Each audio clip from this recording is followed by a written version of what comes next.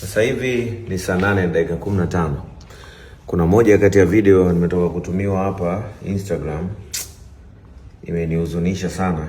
Nimeona hakuna haja ya kuendelea kulala, niamke niende nimfuate huyo mtu nikamuone alipo. Uko ndani umelala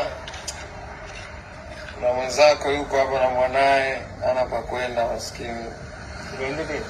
Mwanangu, 6 usiku hii.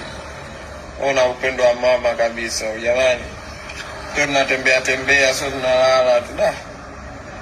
Muona mtoto mdogo kabisa na baridi hili. Sasa hivi ni saa 6 usiku na hapa ni Mwenge.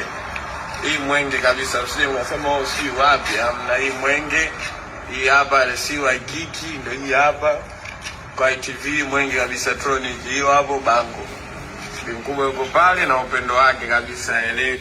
Nimshukuru huyu kijana aliyenitumia hii video kwa sababu pia mimi mama yangu amenilea kwenye mazingira magumu. So ninapoona kuna mtu anaishi kwenye mazingira magumu ambao mimi nina uwezo wa kumsaidia, naenda kumchukua huyu mama, sijui hata nampeleka wapi, lakini nataka nikamchukue angalau nimtafutie sehemu ya kulala kwa siku ya leo, apate na chakula mtoto wake kwa sababu amelala nje, hakuna neti, hakuna nini.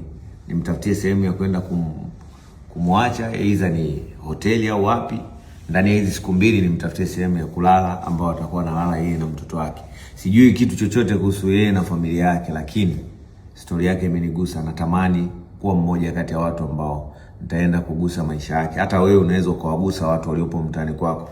Just imagine huyu mama, angalia huyu mtoto.